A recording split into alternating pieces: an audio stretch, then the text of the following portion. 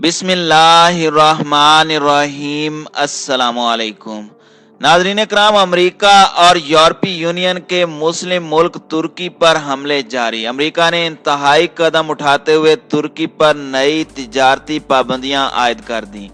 तुर्की ने रूस से S-400 खरीद कर अमरीकी सिक्योरिटी को खतरे से दो चार कर दिया। तुर्की ने अमेरिका को मुनासिब वक्त पर जवाब देने का ऐलान कर दिया। रूस ने अमरीकी फैसले की मजम्मत करते हुए इसे मुतकब्बिराना रवैया करार दे दिया। तुर्की के इस इंतहाई कदम के बाद तुर्की, चीन, रूस और पाकिस्तान का नया ब्लॉक सामने आ गया। दूसरी जानिब निगोर्नो काराबाख तनाज़े में जंग बंदी के मुआहदे के बावजूद झड़पों का सिलसिला जारी। आर्मीनिया ने हमला करते हुए अजरबैजान के 4 फौजी हलाक जबकि 6 जख्मी कर दिए। तुर्क सदर के सख्त जवाब देने के ऐलान पर यूरोपीय यूनियन सीख पा। क्या तुर्क सदर रजब तैयब एर्दोगान को रास्ते से हटाने का अमरीकी और यूरोपीय यूनियन ने फैसला कर लिया है? क्या निगोर्नो काराबाख के बाद तुर्की का अगला हदफ कश्मीर है? इन तमाम बातों की तफसीलात जानने के लिए आप तमाम दोस्तों से गुजारिश है कि वीडियो को आखिर तक मुलाहिजा करें ताकि खित्ते में तेजी से बदलती सूरत हाल से आप आगाह रह सकें। नाज़रीन इकराम, अमेरिका ने अपने एक नेटो इत्तेहादी तुर्की पर नई तिजारती पाबंदियां आयद कर दी हैं। इसकी वजह तुर्की की जानिब से रूसी साख्ता दिफाई मिसाइल सिस्टम की तैनाती बताई गई है जो तुर्की ने गुज़श्ता बरस खरीदा था। अमेरिका का कहना है कि रूस का जमीन से फिजा में फायर करने वाला मिसाइल सिस्टम S-400 नेटो की टेक्नोलॉजी के साथ मुताबिकत नहीं रखता और ये यूरोपीय अटलांटिक यानी बहरे ओकियानूस इत्तेहाद के लिए बायसे खतरा है।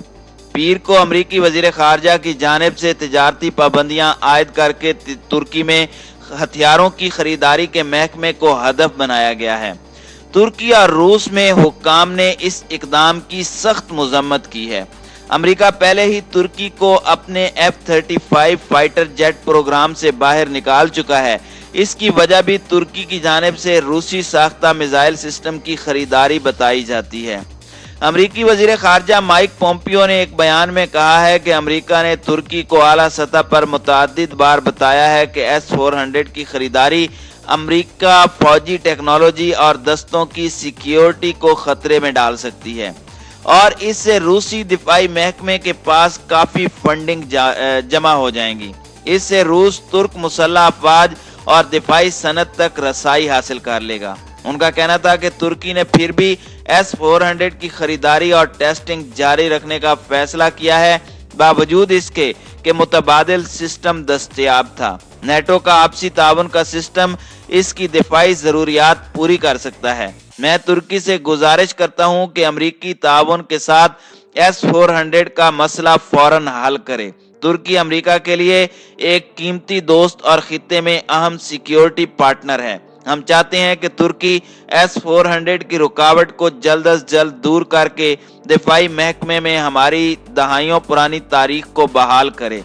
नाज़रीन इकराम, इन पाबंदियों का हदफ तुर्की के दिफाई सनतों के डायरेक्टोरेट के सदर इस्माइल दमीर और मजीद 3 मुलाजमीन हैं। उनमें अमेरिका से दरामद के लाइसेंस पर पाबंदी के अलावा अमरीकी हुदूद में इन अफराद के तमाम असासों को मुंजमद कर दिया जाएगा। तुर्की की वजारत खारजा ने अमरीका से गुजारिश की है कि आज के ऐलान करदा गैर मुनसिफाना फैसले पर नजरसानी करें।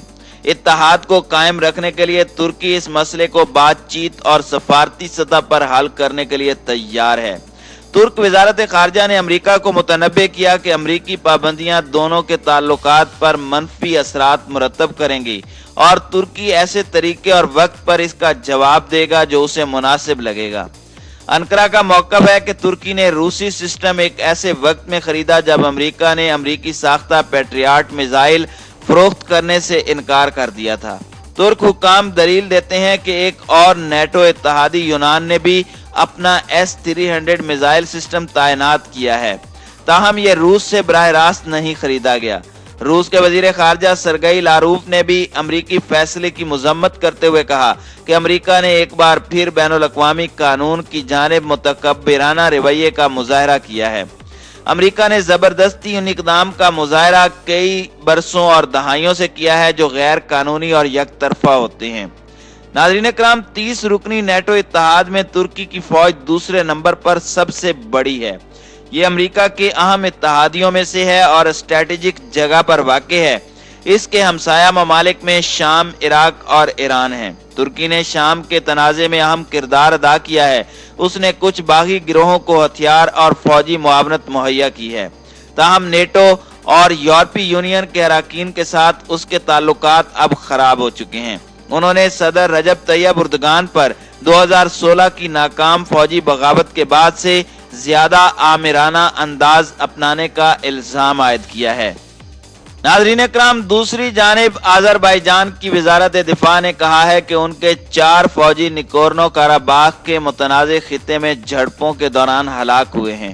دوسری طرف آرمینیا کے حکام کا کہنا ہے کہ آذربائیجان کی فوجی کارروائی میں ان کے 6 اہلکار زخمی ہوئے ہیں۔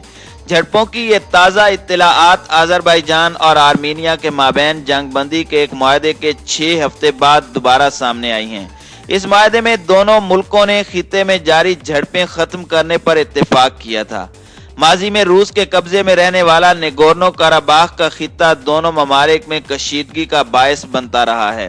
روس کی ثالثی میں آرمینیا اور آذربائیجان نے علاقے میں امن قائم کرنے کا اعلان کیا تھا، لیکن اس دوران کئی بار جھڑپوں کی خبریں سامنے آتی رہیں۔ 9 نومبر کو آرمینیا اور آذربائیجان نے روس کی ثالثی میں نگورنو قراباخ کے متنازع حصے پر فوجی کارروائی کے خاتمے کے لیے امن معاہدے پر دستخط کیے تھے۔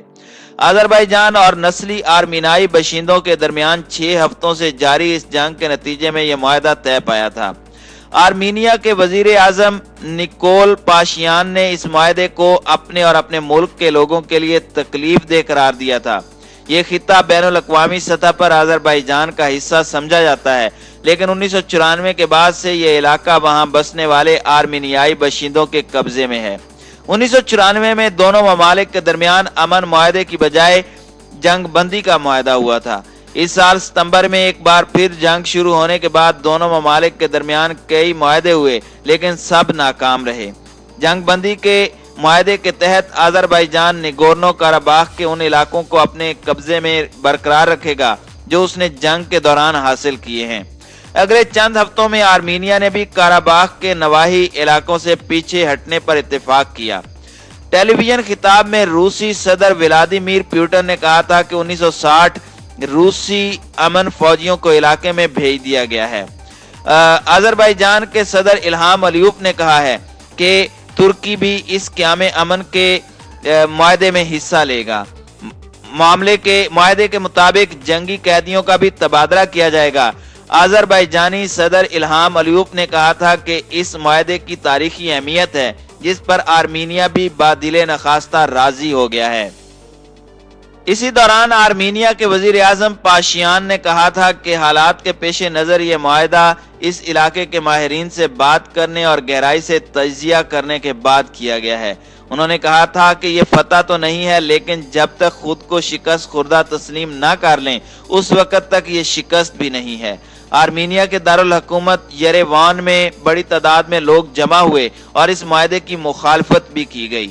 بی بی سی کی اور لاگورین کے مطابق اس معاہدے کو آذربائیجان کی جیت اور آرمینیا کی شکست قرار دیا گیا ہے۔